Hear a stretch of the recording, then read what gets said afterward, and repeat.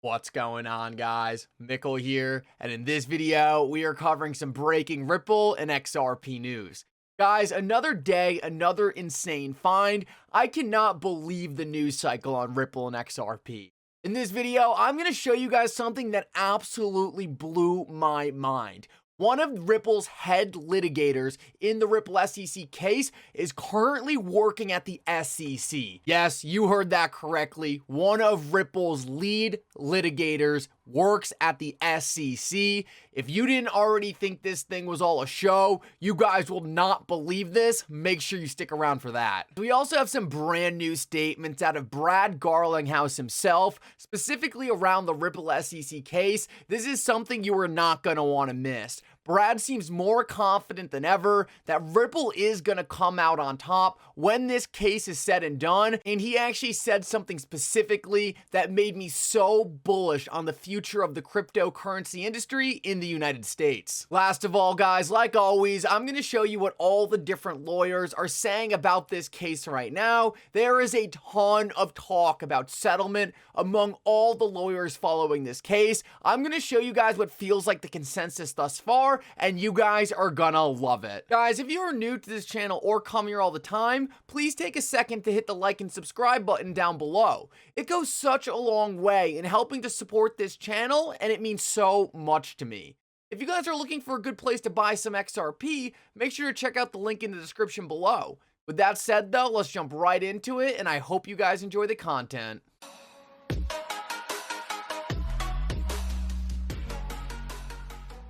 Alrighty guys, I wanted to start this thing off and show you how quickly the narratives around certain cryptocurrencies are changing. Just today, I saw this interview on Squawk Box talking about Bitcoin and the Bitcoin Lightning Network, and they destroyed it. I'm not going to play you guys this clip, but the general premise was some people went to El Salvador, tried to use the Bitcoin Lightning Network, and essentially every single time they tried to use it, they were waiting at least 2 hours on a transaction to go through, or it just flat out never went through, and they were still charged. It was very bad PR for the Lightning Network, and I just thought it was so ironic that Bitcoin Maxis are so insistent that the Bitcoin Lightning Network is a good thing and a productive innovation. I tweeted out, Bitcoin Maxis praise for Strike is literally all it has going for it. It's a centralized, overcomplicated, trash piece of Web 2 software with a hopeless dream of one day being what XRP has been since 2013.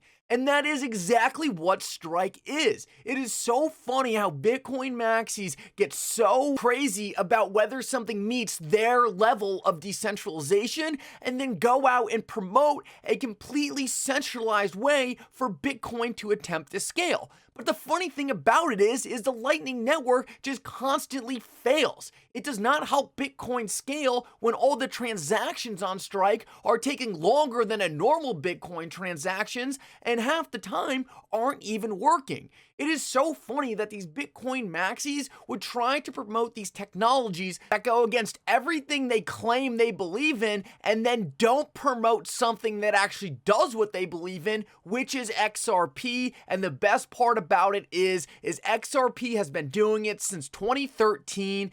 Bitcoin is just trying to catch up with the Lightning Network, and it is doing a horrible job. Sooner or later, people are going to wake up and realize that XRP has been doing this from the start, and then it is going to seem like a no-brainer, just like we have known this entire time. Now, interestingly enough, the same day CNBC put out that hit piece on the Lightning Network, for the first time in almost ever, they tweeted out, crypto firm Ripple's court battle with the SEC has gone exceedingly well, CEO Brad Garlinghouse says, and I tweeted out, we are close, with the eye emojis. By the time the masses realize what's happening, they will be priced out. I firmly believe once XRP becomes an obvious investment and the mainstream media starts covering it like they have covered Bitcoin and Ethereum this entire time, the price is gonna be so high, you won't even be able to accumulate a realistically good sized position. That's why you should be buying now during the FUD, during the pain, because that is where the true wealth is made. It's not when you see the articles on CNBC. The people who figure it out beforehand are the ones who are rewarded. Go back, look what happened with Tesla stock, look what the big media corporations were saying before its huge run, and look at what they were saying after, and you will understand how these narratives work. Next, guys, I wanted to show you this quick clip by Brad Garlinghouse. Here in the US, we have been dealing with the ugliest crypto regulations, if you can even say we have any crypto regulations. We know this is the whole reason Ripple is stuck in this BS case, and this is why we do not see the blockchain and crypto innovation in the United States that is happening around the world. But Brad Garlinghouse in this interview seemed to be very positive on the future of US regulations, and I just wanted to show you this because I think it gives us a lot to look forward to going forward. Just in terms of broader crypto market regulation, we had, of course, the executive order from President Joe Biden. At the time, there was a lot of criticism. Well, this doesn't sort of go far enough. It's not laying out specifics. What's your view on it? Did you think it was significant for the market? I think it was very significant. I think it's very positive. You know, frankly, the leadership we've seen outside of the United States in crypto regulation is way ahead of where it has been in the U.S. It's something we've been saying for years. And I think at the core of the executive order from the Biden administration is acknowledging that exact point, that the competitiveness of the U.S. in these developing markets around crypto, around blockchain technologies has fallen behind, and more investment and more talent is going outside the United States.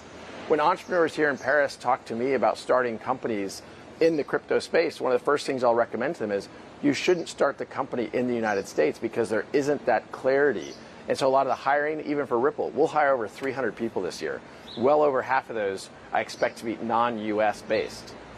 So guys, it was very subtle, but he makes the point that other countries have their crypto regs in place and the US is realizing they need to catch up. And he says the Biden executive order was a big step towards this. One of the notes in the Biden executive order was that the US should model its regulatory approach to cryptocurrencies in a way that is consistent with other countries around the world. Well, the United States seems to be the only country who is randomly calling certain cryptocurrencies securities and saying some are commodities.